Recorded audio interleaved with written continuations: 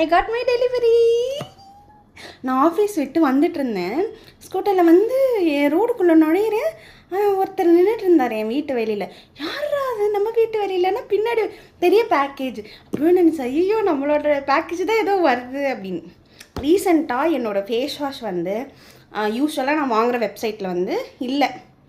So நம்ம ChatGPT அண்ணங்கிட்ட இந்த ஃபேஸ் வாஷ் வேறு எங்கே இருக்குதுன்னு கொஞ்சம் பார்த்து சொல்லுங்கண்ணே அப்படின்னு சொல்லிட்டு கேட்டு அப்புறம் ஒரு சைட்டை கண்டுபிடிச்சி அதில் வந்து லைக் டெர்மட்டாலஜி ரிலேட்டட் ப்ராடக்ட்ஸ் மட்டும்தான் அதில் இருக்கும். Like skin care what ever. So அதில் தேடி கண்டுபிடிச்சி வாங்கினேங்க.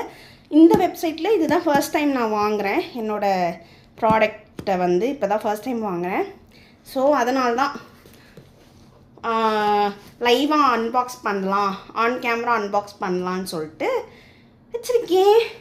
பாருங்க, என்ன அன்பாக்ஸ் பண்ணல, பெருசாலாம் வேணாம், இதே போதும்.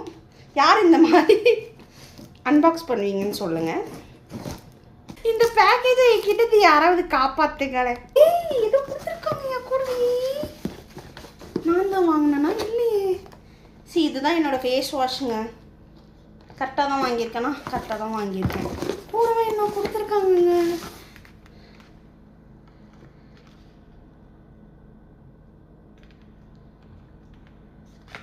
எனக்கு என்னன்னே தெரியல. இது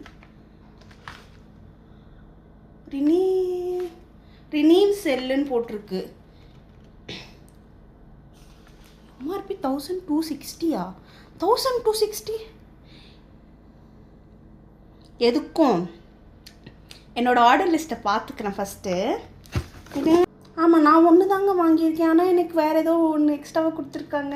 பாருங்கள் எப்படி இப்போ தான் நான் வந்து வீட்டுக்குள்ளே வந்ததுமே ஆன் கேமரா இது வந்து அன்பாக்ஸ். ட்ரை ஷாம்பூ இப்போ தான் படித்தேன்.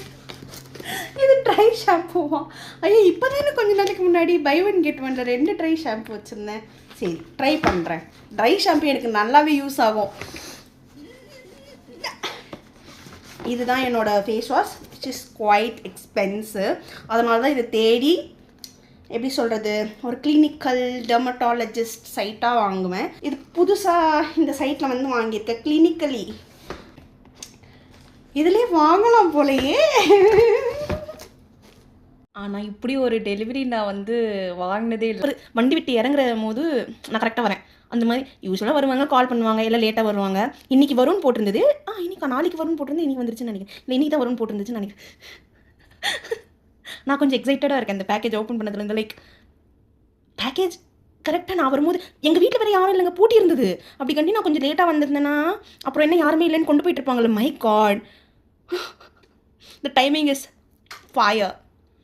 கரெக்டாக நான் வரேன், அவர் வந்திருக்காரு. அப்புறம் தான் வாங்கிட்டு பிறகு இப்படி திரும்பி பார்த்தா எங்கள் வீட்டில் அம்மா மாரி பூட்டு தொங்குது. ஐயோ, அப்போ தான் யோசிச்சு நல்ல வேலை நம்ம வந்துட்டு மேல் போல் நம்ம வாங்கிட்டோம் அப்படின்ட்டு நினச்சிக்கிட்டேன்.